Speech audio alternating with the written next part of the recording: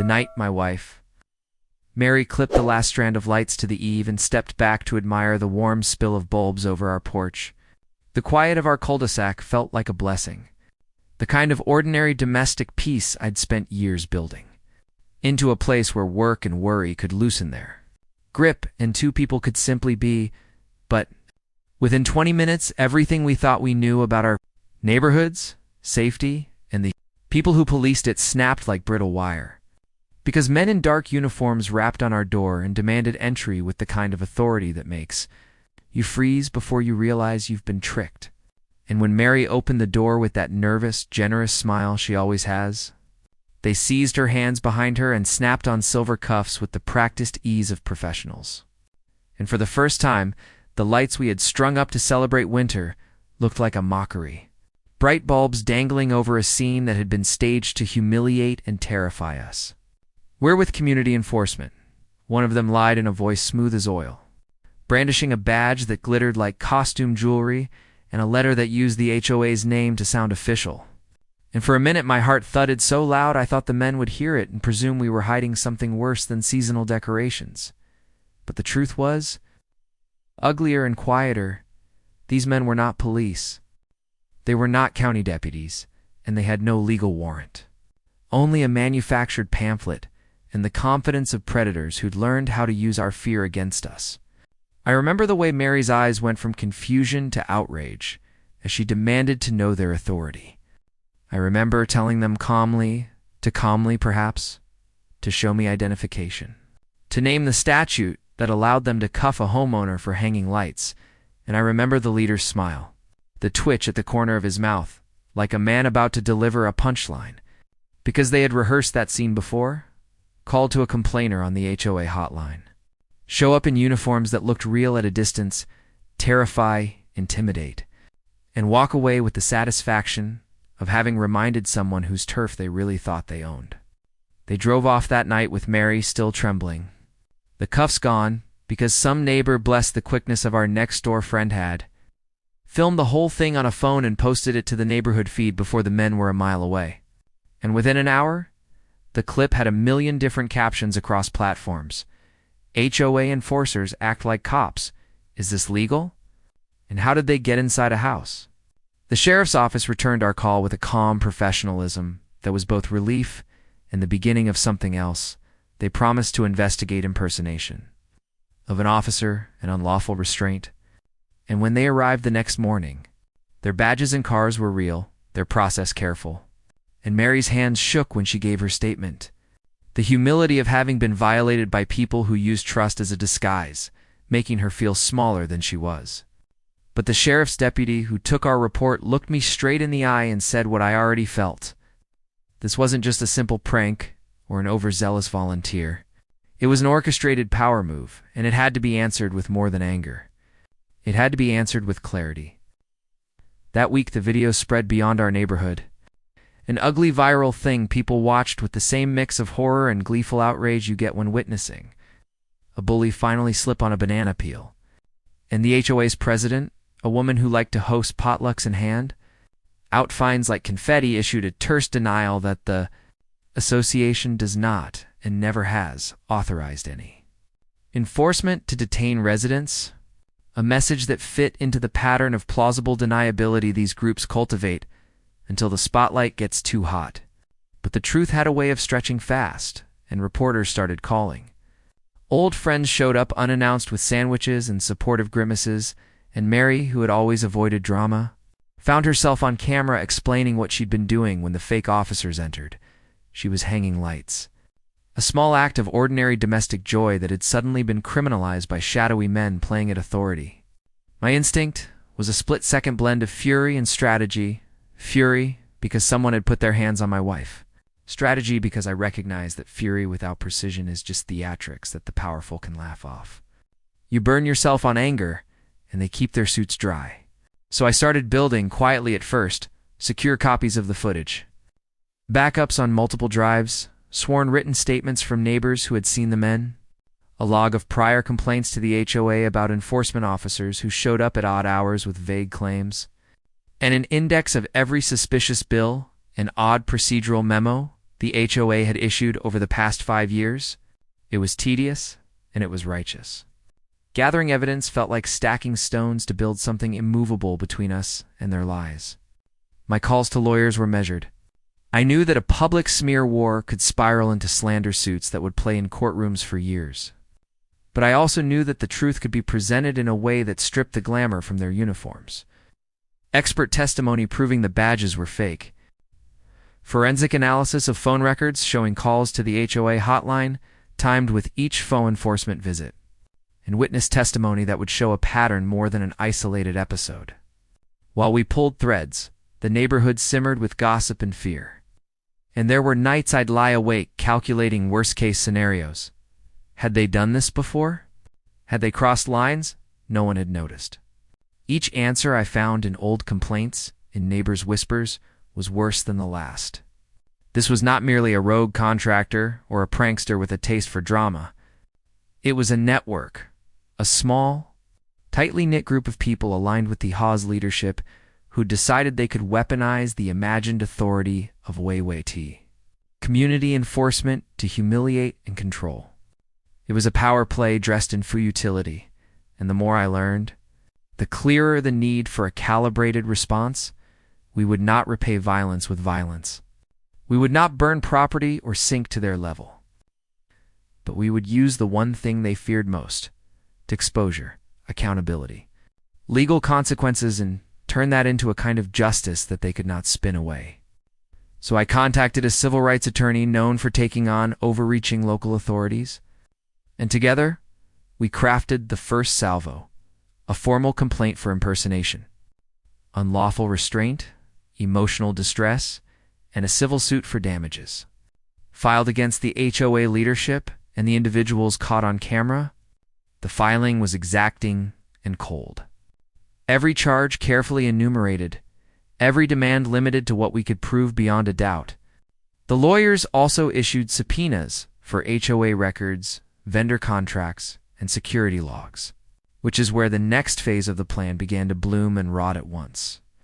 Because when the HOA scrambled to produce documents, what they thought were private, untraceable arrangements leaked like a sieve, invoices with no vendors listed, emergency enforcement funds drawn from the community account and routed through shadow LLCs, and emails with vague directives like handle the non-compliant residents that read more like orders than suggestions. As those documents were gathered under legal compulsion, other things happened organically.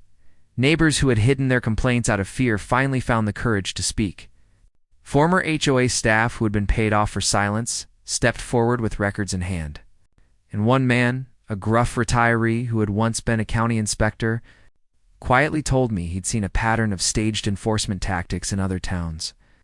That predators liked the optics of authority and were rarely challenged because most people didn't know how to fight back. Every piece of corroboration made the story less about one false arrest and more about a corrupt culture of control. And the pressure mounted. What I did next, because I wanted the humiliation they'd tried to inflict on my family to be publicly reversed, was not to plot a crime in the dark, but to engineer a public unmasking. A carefully timed press conference with the sheriff's office. Our legal team and neighbors prepared to testify. Scheduled the day the subpoenas hit the HOA president's email, ensuring that when the cameras rolled, there would be no room for plausible deniability.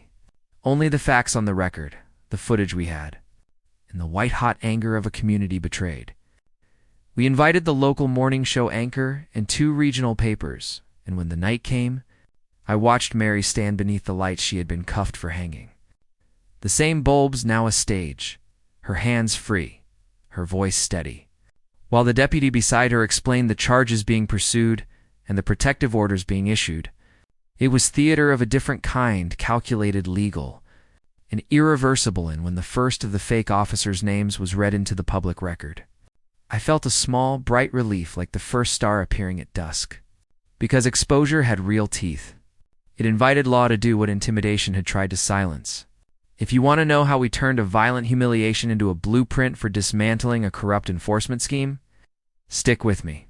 Because what came next was not revenge in the way people expect, no dramatic arson or midnight payback, but a far more ruthless, lasting work. stripping their power, recovering what was owed, and building safeguards so no family under our streetlights would ever be humiliated like Mary again. If that kind of justice matters to you, subscribe to Sham Stories and follow every twist. Because this tale shows how ordinary people can use patience, evidence, and... The weeks following the sentencing of the board members felt like a strange calm after a storm. But beneath the surface, another battle brewed, just as ferocious as the criminal trial had been. Because while justice had been served in terms of punishment, the HOA still technically existed as a legal entity, its corporate filings still active. And as long as it remained alive on paper, it could someday return under new leadership. And that thought chilled me more than I cared to admit. Mary and I, along with our legal team, pivoted immediately toward the civil side of the fight. Not only pursuing damages, but pressing hard for complete dissolution of the HOA, an action that required both a court order and a strong showing of homeowner support. To our relief, neighbors who once lived in fear of retaliation now flooded us with signatures, affidavits, and even personal testimony about years of intimidation, fines, and harassment, giving us overwhelming evidence that the association no longer had legitimacy in the eyes of its own members. We turned those stories into a thick binder of exhibits for the judge, a haunting catalog of ruined gardens, seized holiday decorations, and families driven to sell under duress.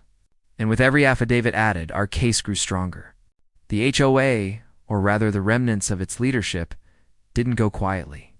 Even though their president and senior board members were behind bars, a handful of loyalists attempted to keep the entity afloat, filing motions to block our dissolution petition and arguing that disbanding the HOA would destroy property values. It was almost laughable, because the neighborhood had already blossomed since the board's collapse. Homes sold faster, yards flourished, people hung lights without fear, and real estate agents began using the phrase "no HOA control" as a selling point. The loyalists, however, were desperate. Not because they cared about community, but because dissolving the HOA meant exposing the last of their finances. And they clung to whatever scraps of control they thought they had left.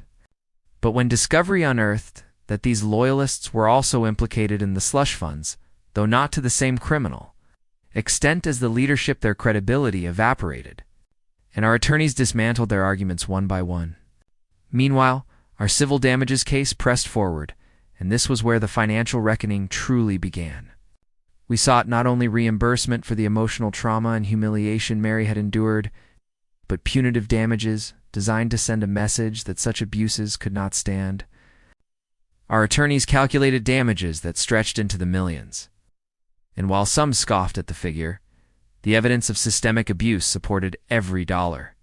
The HOA's insurance companies balked at the claims, refusing to cover intentional criminal acts, which left the individual board members personally liable.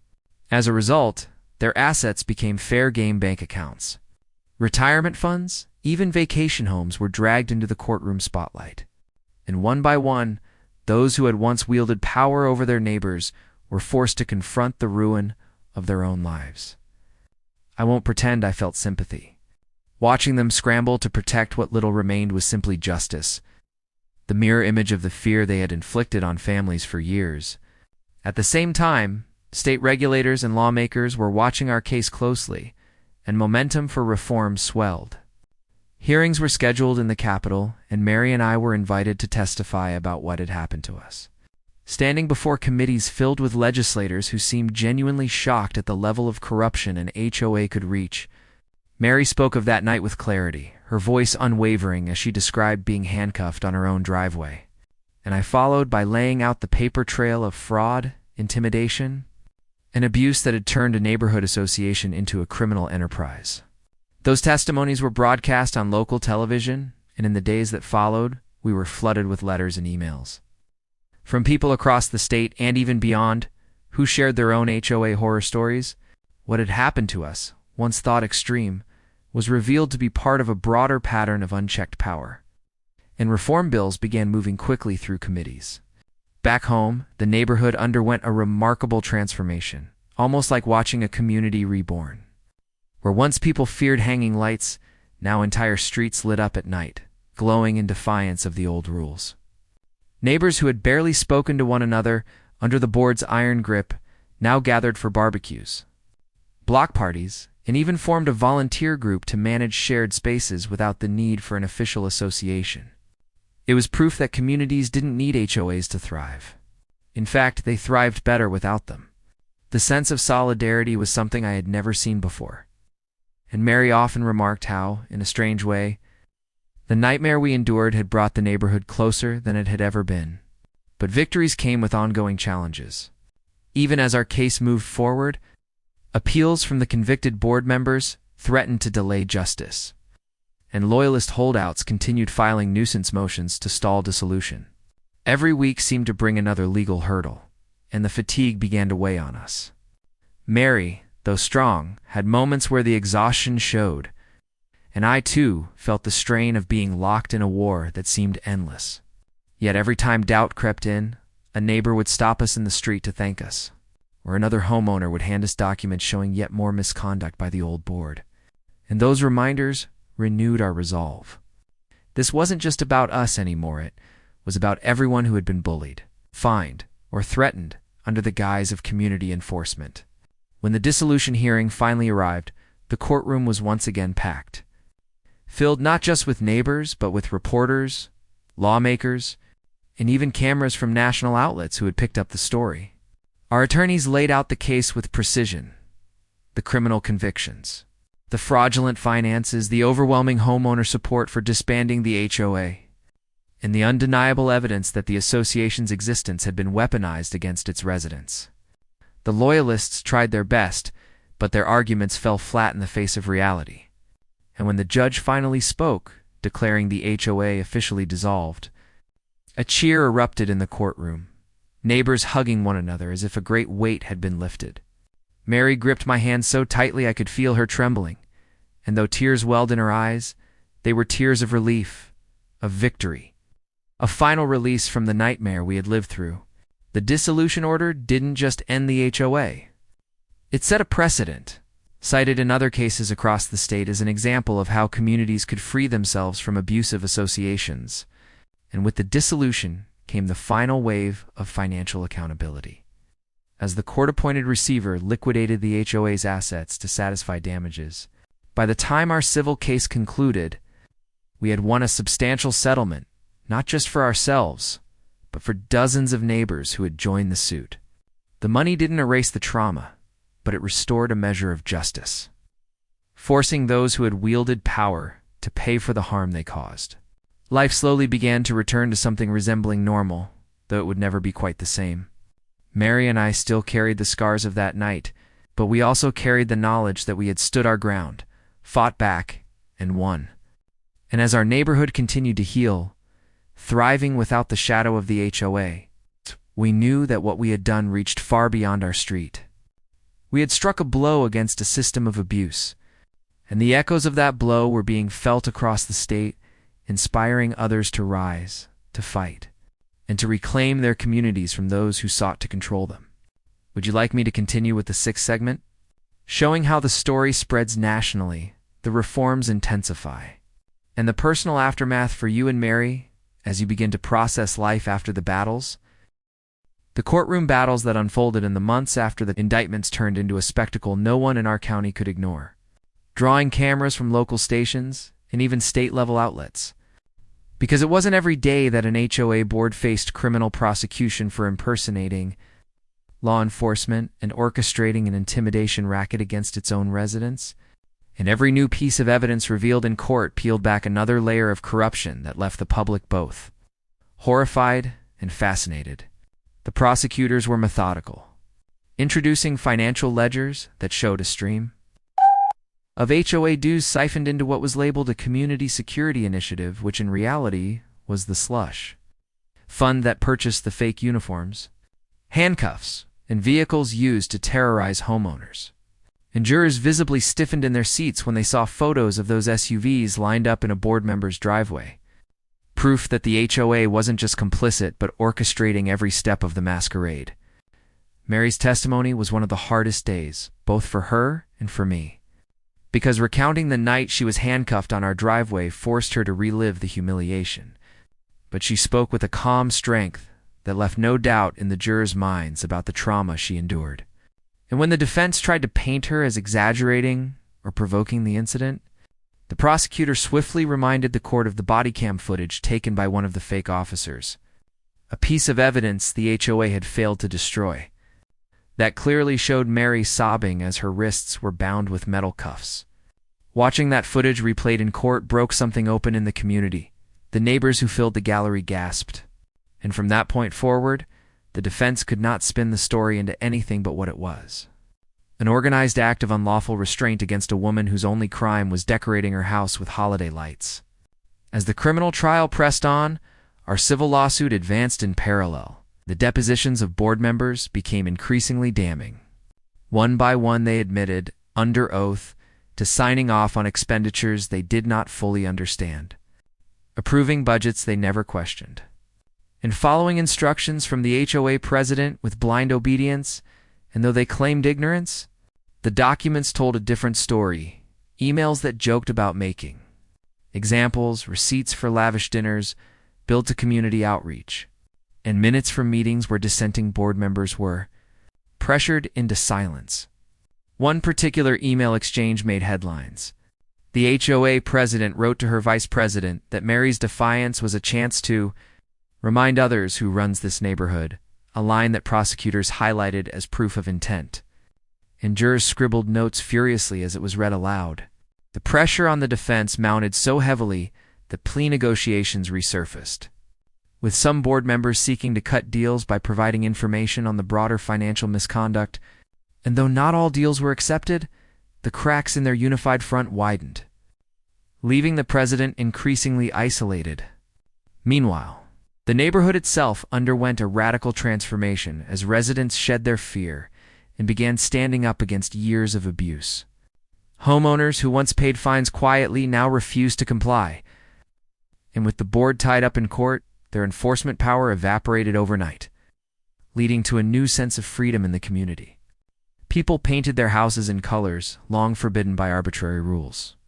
Others installed gardens that had been fined before, and neighbors hung lights in solidarity with Mary, stringing them across porches, fences, and even cars as a bright, glowing symbol of resistance. For the first time in years, the community felt alive. No longer a prison of regulations, but a neighborhood reclaiming its identity.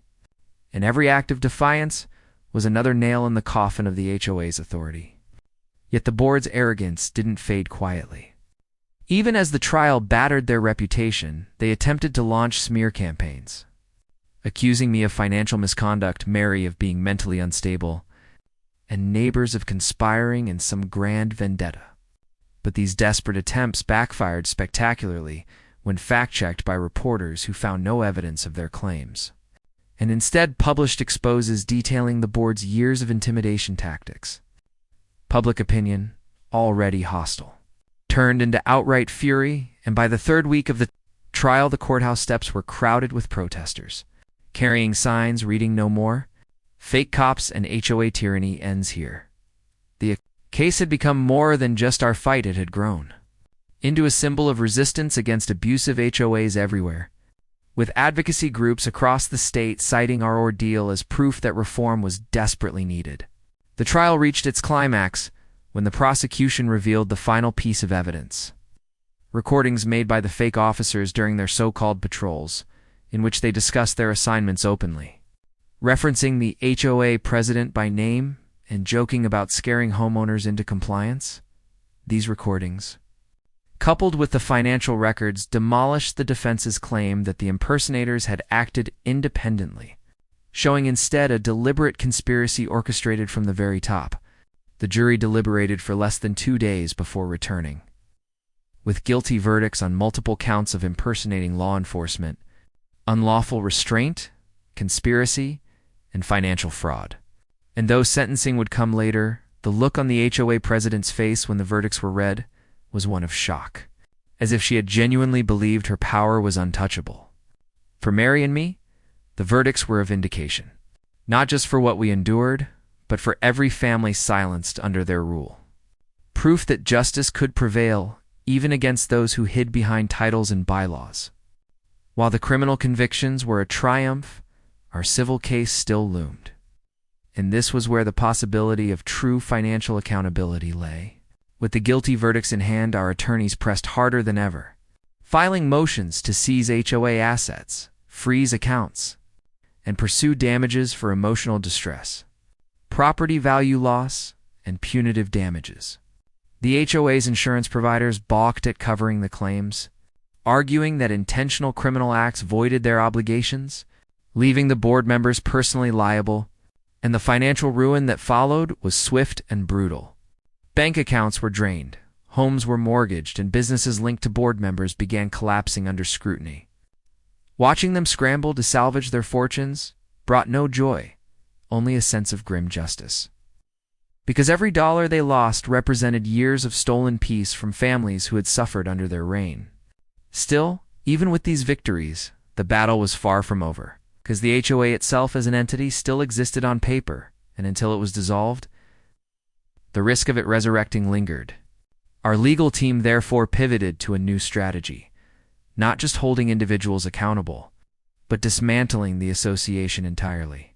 We petitioned the court to disband the HOA, citing systemic corruption, criminal convictions, and the irreparable breach of trust within the community, and the petition gained immediate traction when more than 70% of homeowners signed affidavits supporting dissolution. For the first time, the state legislature itself weighed in, with lawmakers drafting emergency measures that would allow for expedited dissolution of HOAs under criminal investigation, and our case became the poster child for reform.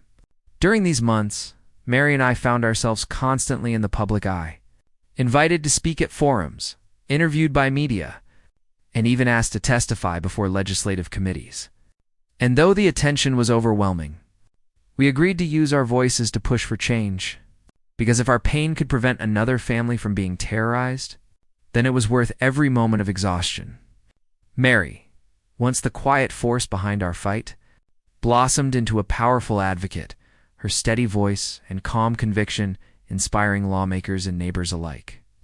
And I found myself filled with pride as I watched her transform our ordeal into a beacon of hope for others.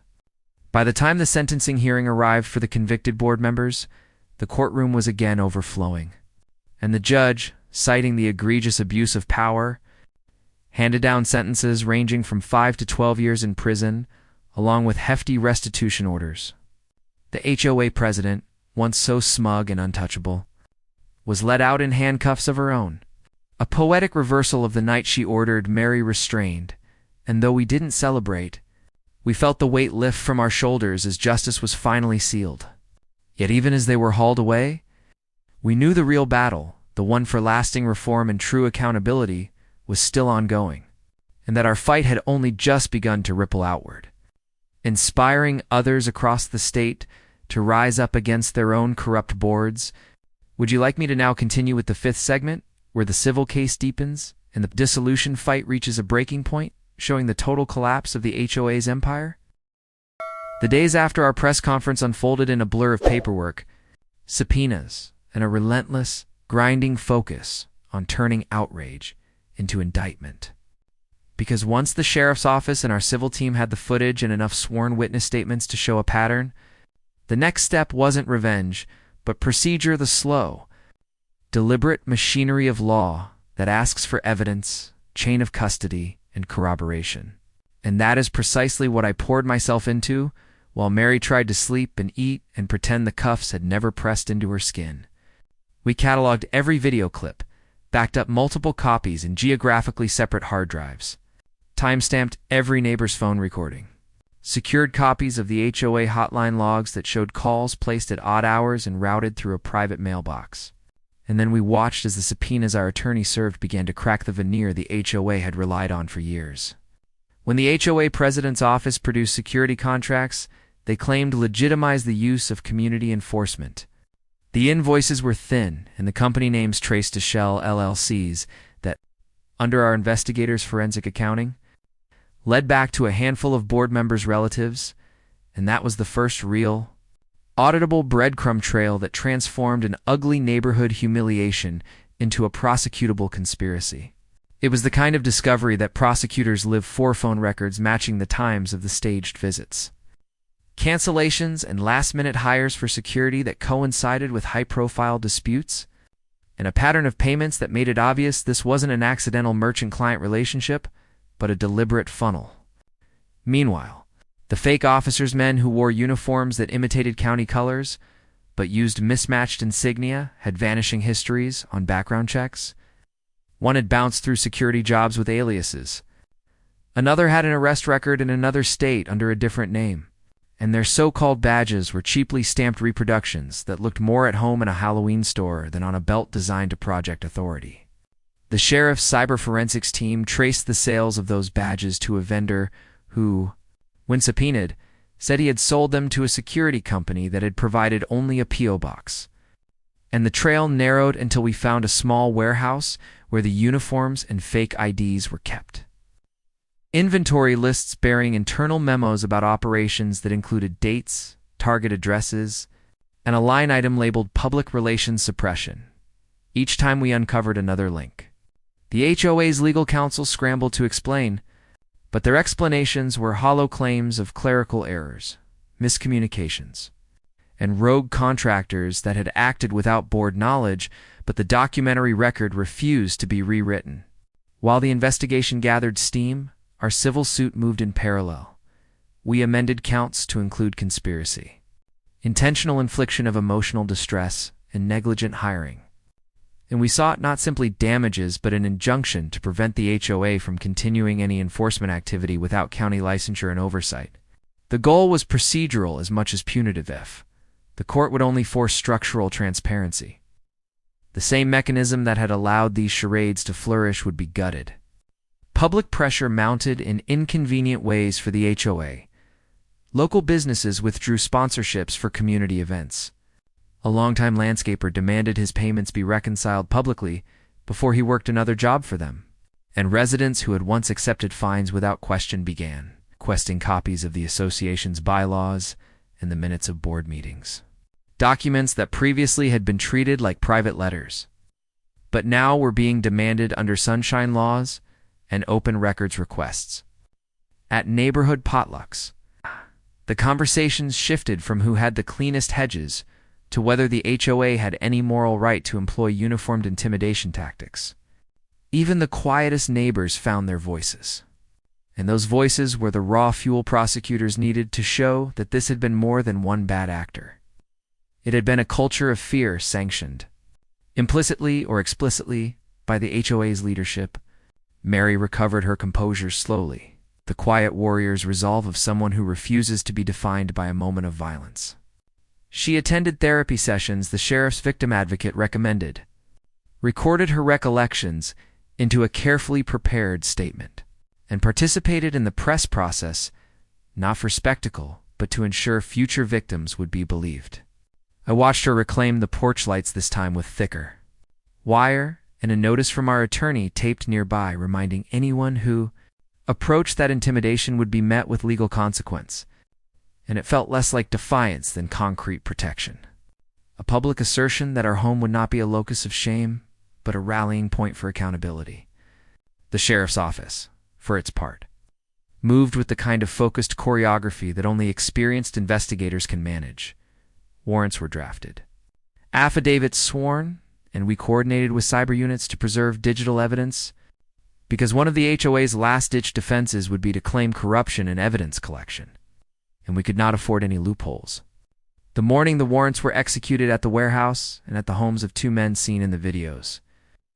Deputies found uniforms, fake badges, and a ledger copying down target addresses and instructions that read like a crude playbook for intimidation.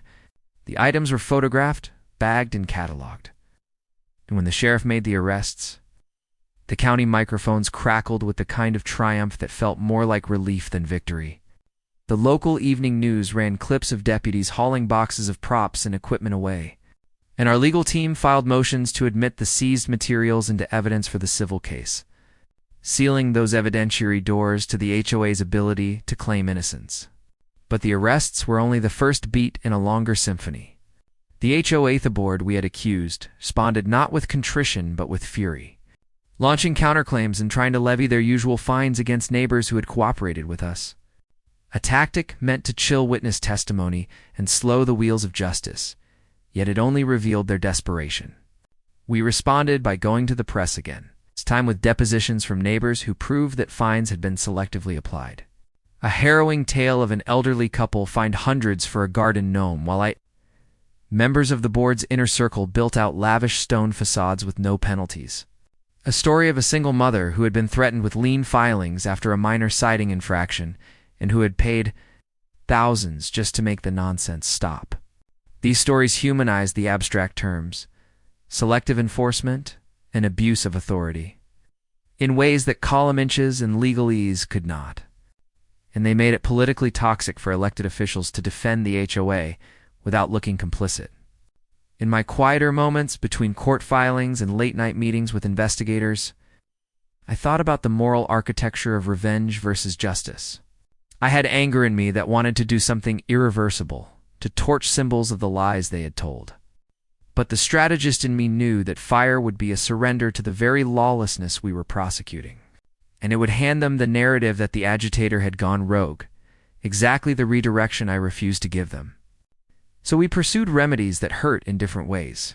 Civil judgments that would require restitution and prevent board members from serving on HOAs again. Criminal charges that would carry jail time and public shame, and structural reforms that would make it harder for similar schemes to replicate.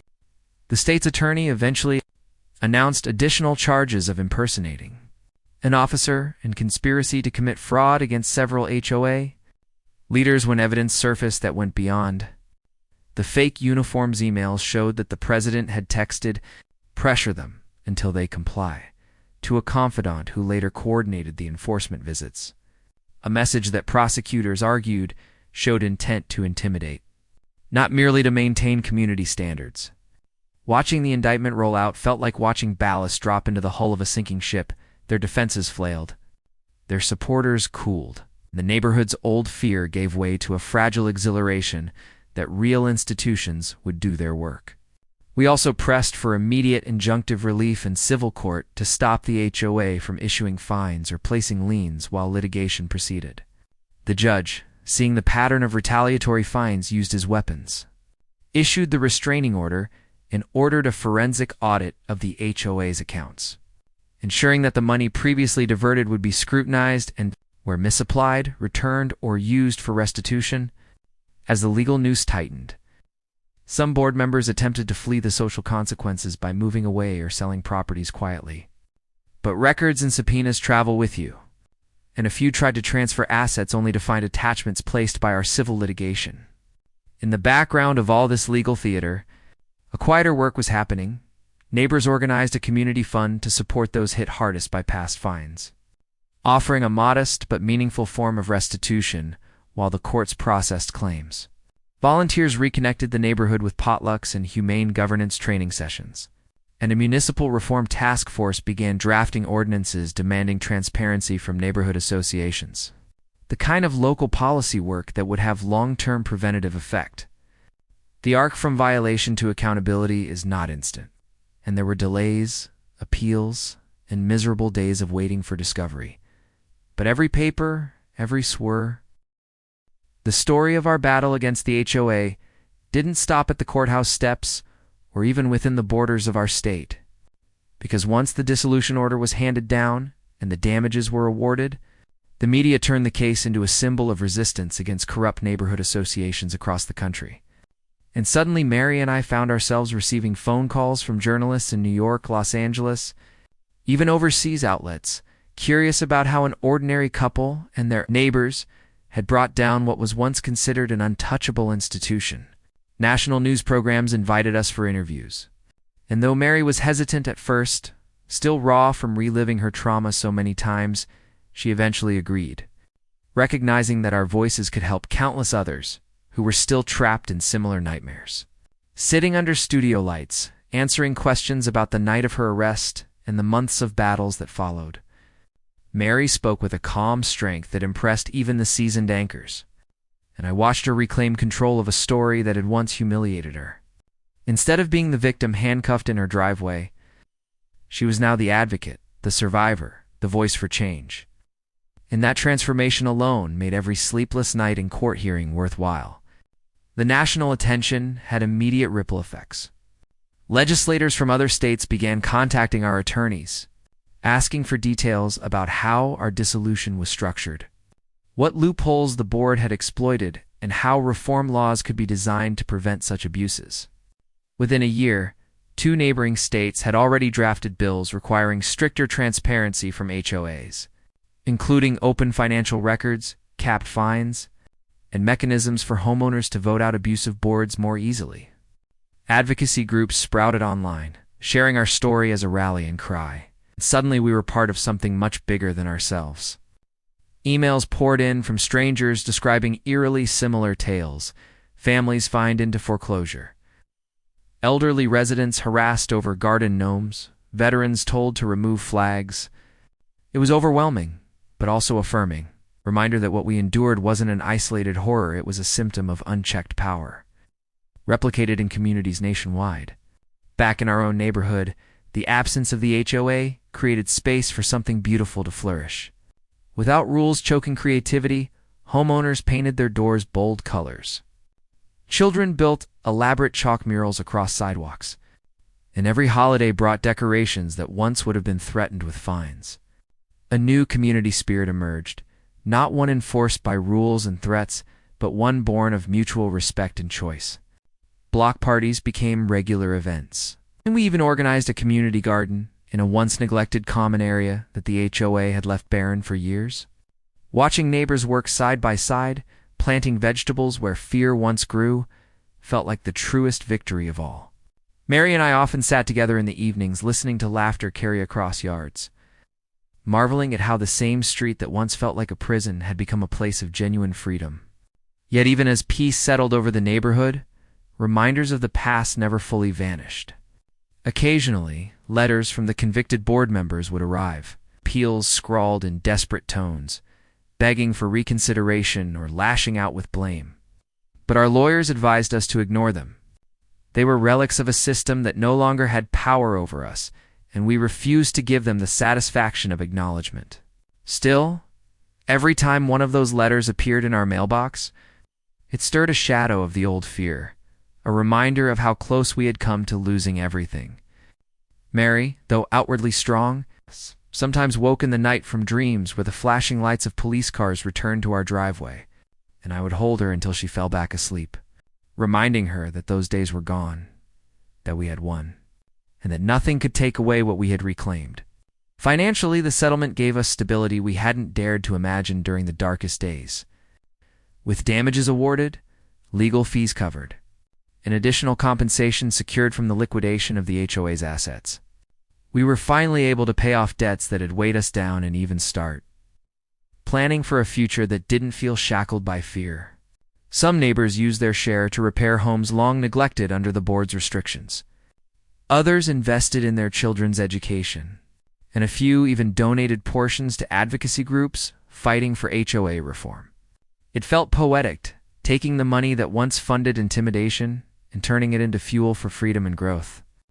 Mary and I decided to set aside part of ours to create a small foundation dedicated to supporting families facing HOA abuse, a way to transform our pain into hope for others. Of course, not everyone welcomed the new world we had built. A few former loyalists, though cowed into silence during the legal battles, continued to grumble that without the HOA, property values would plummet or chaos would reign. But reality quickly disproved their claims. Home sales in the area rose. Families flocked to buy into a community free of oppressive oversight, and the neighborhood's reputation improved rather than declined. It became a case study in real estate circles. Proof that no HOA could be as powerful a selling point as gated or luxury.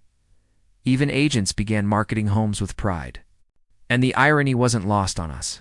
The very institution that had claimed to protect value had nearly destroyed it, while its absence breathed life back into the community. Through it all, Mary's transformation amazed me most.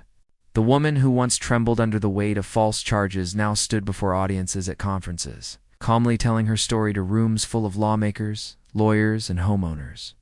She became a symbol of resilience, her arrest photo no longer a mark of shame, but a stark illustration of what unchecked power could do. At first she resisted the spotlight, but gradually she recognized that her voice carried weight, that by sharing her ordeal she could help dismantle the silence so many homeowners lived under. I watched her grow into that role with pride, and though I knew the scars of that night would never vanish, I also knew they had given her a strength she might never have discovered otherwise. For me, the journey was quieter, but no less profound. I found myself drawn into advocacy work alongside her, drafting op-eds, meeting with legislators, and helping shape reform bills that could protect families far beyond our neighborhood. Each time I spoke, I thought of the countless letters we had received, the voices of strangers who had suffered in silence, and I carried their stories with me as fuel. What began as a fight for survival in our own driveway had become a mission much larger. Though the weight of it was heavy, it also gave meaning to the suffering we endured. As time passed, we began to rebuild not just our neighborhood but our personal lives. Vacations we had once postponed finally became possible. Evenings once consumed by strategy sessions with attorneys were now spent in peace, and laughter returned to our home. Yet every time we walked down our street, past the houses where neighbors now waved freely, we were reminded of the cost of freedom, of how fragile community could be when handed to the wrong hands, and of the duty we carried to ensure no one else endured what we had. By the second anniversary of the HOA's dissolution, our neighborhood, through a massive celebration, music, food, lights strung across trees, children running freely, and as Mary and I stood among friends, someone handed us a cake decorated with the words "Free at Last." It was both humorous and profound, a sweet reminder that we had turned pain into joy, fear into resilience, and tyranny into freedom.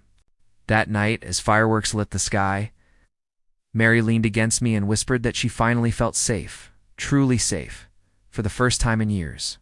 In that moment, I realized the fight had not only saved our community, it had saved us too. Would you like me to now continue with the seventh and final segment, where the story concludes with long-term reforms, Mary and you reflecting on everything, and ending with a strong subscribe call to action for Sham stories? The months following the arrests were some of the most exhausting of my life. A relentless cycle of depositions, strategy meetings, and testimony preparation that seemed to consume every waking hour. Yet through it all, there was a fire in me that never dimmed because I remembered exactly how Mary looked that night in the driveway with her wrists bound and tears burning in her eyes. And that memory fueled every motion we filed and every witness we supported. Because this wasn't just about us anymore. It was about everyone in our neighborhood who had been silenced, fined, and humiliated by an HOA that believed itself to be untouchable. Our attorney called it one of the most egregious abuses of association power he had ever seen. And the prosecutors made it clear that, while cases like this often took years, the sheer weight of evidence we had unearthed gave them momentum rarely seen in white-collar conspiracies. The fake officers, now indicted, were attempting plea deals. But the district attorney's office held firm that the impersonation of law enforcement combined with unlawful restraint demanded significant prison sentences. And when word leaked that one of the arrested men was prepared to testify against the HOA president and other board members in exchange for leniency, the board's carefully constructed wall of silence began to crack like plaster hit with a hammer. Suddenly, depositions became less about denial and more about frantic attempts to explain away emails and ledgers. We discovered through discovery requests that the HOA had long maintained ASAA, so-called Special Enforcement Budget, an off-the-books fund replenished by selective fines levied on homeowners who resisted board policies. And this fund had been used to purchase the uniforms' fake IDs, and even the black SUVs used to intimidate residents. It was the kind of revelation that didn't just strengthen our civil claims, but elevated the criminal investigation. Because prosecutors now had financial fraud and conspiracy to misappropriate dues on the table, Mary found her own way to fight. She spoke at community forums, not with anger, but with steady conviction, recounting what it meant to be handcuffed in front of her own home for nothing more than hanging holiday lights. and neighbors who had once been too frightened to challenge the board found their courage in her voice. Even local reporters noted that it was Mary's calm but unflinching testimony that turned the tide of public opinion firmly against the HOA, because people could picture their own families in her shoes.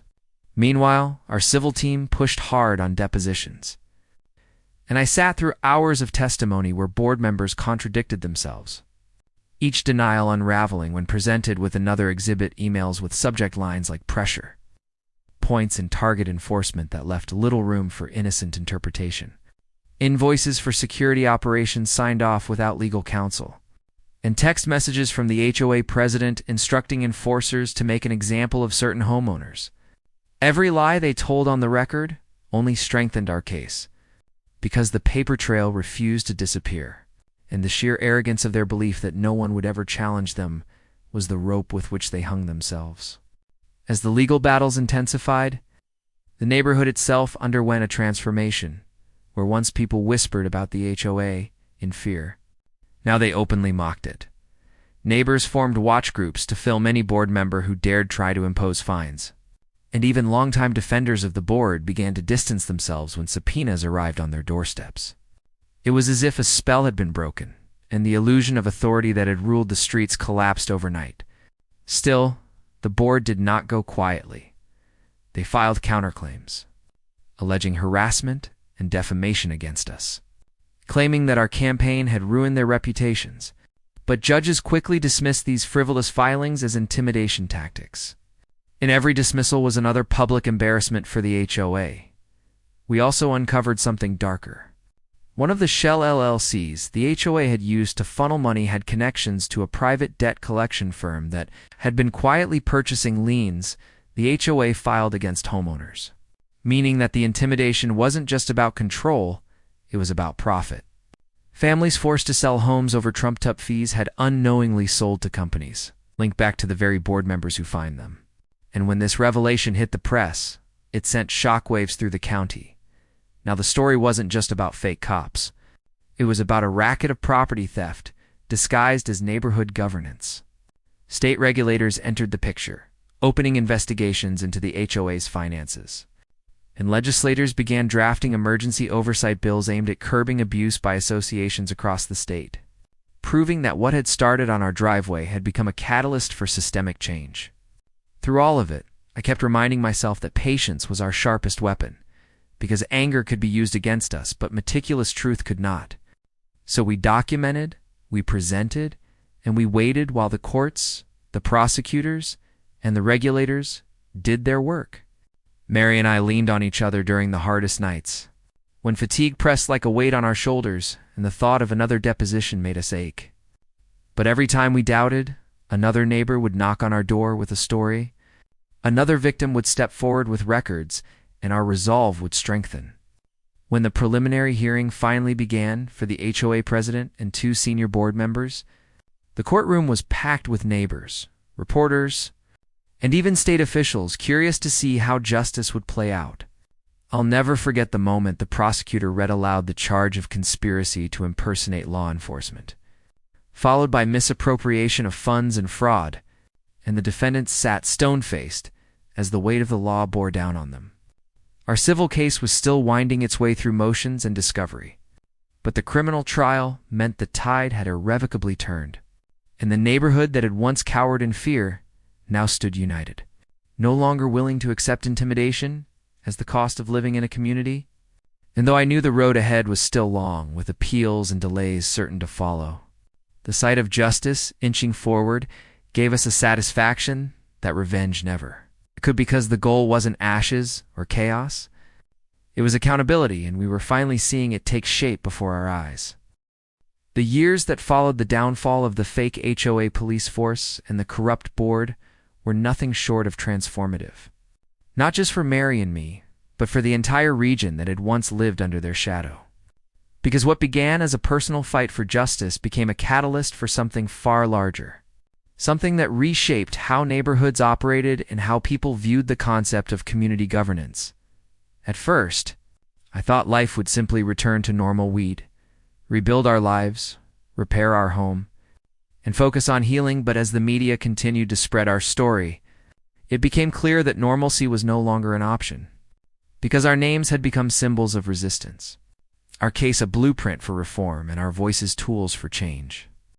Invitations poured in from state capitals where lawmakers wanted us to testify about our experiences, and as reluctant as Mary was to step into the public eye again, she gradually realized that her voice carried more weight than she ever imagined. Because when she spoke about the night she was handcuffed in her own driveway for nothing more than hanging lights, people listened, not with skepticism, but with outrage, because they saw in her story a reflection of their own fears, their own vulnerability to systems that abused power under the guise of order.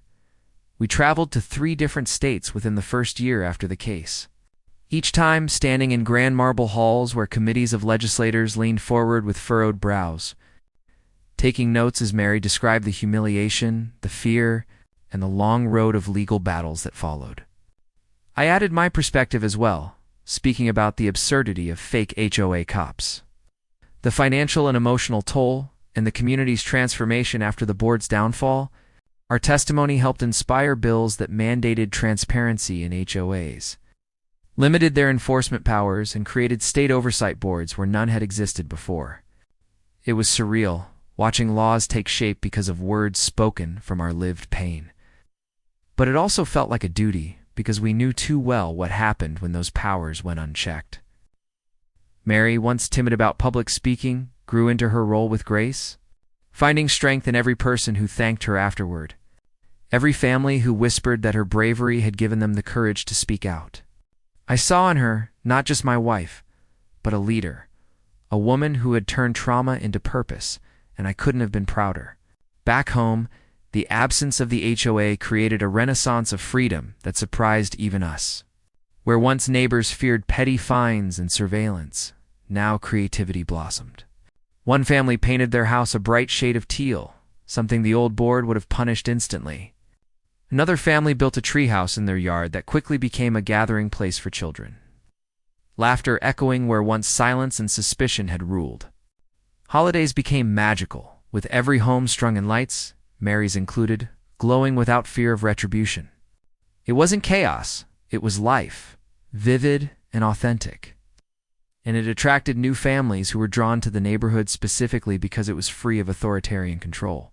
Property values soared rather than tanked, debunking the tired myth that HOAs were the only safeguard of community worth. And agents began advertising homes here with a proud tagline, "No HOA." Every time I saw one of those listings, I couldn't help but smile, because it meant that our fight had not only preserved our freedom, but enhanced the very value the board had claimed to protect. But while our community thrived, we knew the fight wasn't over. Fake HOA cops still existed elsewhere. Real HOAs still abused power, and families were still suffering under unjust fines and harassment. That's why we used part of our settlement to launch a foundation dedicated to helping homeowners fight back. We called it the Liberty Home Foundation, and its mission was simple: provide resources, legal aid, and advocacy to families trapped in the same nightmare we had endured. Within months, we had a small but passionate team, lawyers volunteering their time, and an online hub where people could share their stories and find support. It grew faster than we anticipated, because the demand was immense. Emails flooded in daily from across the country, each story more heartbreaking than the last, each proof that the system was broken. At first, it was overwhelming, but gradually it became empowering, because now when someone cried for help, we had the tools to offer it. Families that might have lost their homes now stood their ground, emboldened by our example, and every victory they achieved added fuel to the fire of reform. Mary, meanwhile, became something of a reluctant celebrity in advocacy circles. She was invited to keynote at homeowner rights conferences, where audiences gave her standing ovations before she even spoke. The one shy woman who had trembled as fake cops placed cuffs on her wrists now stood tall on stages, commanding rooms with her voice, her story, and her unshakable dignity. I watched her transform those memories of pain into lessons of resilience, teaching others that silence only empowered abusers and that change was possible when people united. Sometimes she would look out at the sea of faces, tears in her eyes, Later tell me she never imagined anything good could come from that night in our driveway. But here she was, changing lives because of it. And though the scars were real, the healing that came from purpose was even more powerful. For me, the journey was quieter, but no less significant. I found fulfillment in building the infrastructure of our foundation, drafting op-eds and working behind the scenes to support Mary's growing role. I still carried the weight of that night. The fury I felt watching her dragged into a squad car by imposters, but I channeled that energy into action. Together, we became partners not just in marriage but in mission, bound by a cause bigger than ourselves. And while I often longed for the simplicity of life before the HOA nightmare, I knew that what we had built out of the ashes was worth far more. Years later, as the dust fully settled, our community had become a model of what freedom from oppressive oversight could look like. Other neighborhoods visited, curious to see how we managed without an HOA. They left inspired, eager to replicate our experiment. It was proof that people didn't need heavy-handed rules to live in harmony. They only needed respect, autonomy, and trust. And every time I walked past the garden where neighbors now grew vegetables together, or the park where children played under watchful but smiling eyes, I felt a deep sense of peace.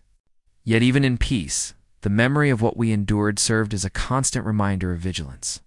Power, once abused, always lurked in the shadows, waiting for complacency to invite it back. That's why we never stopped speaking, never stopped advocating, never stopped fighting for those still trapped. Because if there was one thing our story proved, it was that silence could cost everything, but unity could reclaim it all. And now, as I sit here telling you this story, I want to leave you with this. Never let anyone convince you that you are powerless. Never let intimidation silence your truth. And never surrender your freedom to those who wield fear like a weapon. If you've ever faced injustice, know that you are not alone, that resistance is possible, and that victory is within reach when people refuse to bow. Our journey began with handcuffs and humiliation, but it ended with freedom, justice, and a legacy of change. And if our story has resonated with you, if you believe in standing up against corruption, then I ask you to take one small step with you. Subscribe to Sham Stories and become part of a community that refuses to be silenced. A community that turns pain into power, and a community that will always fight for truth.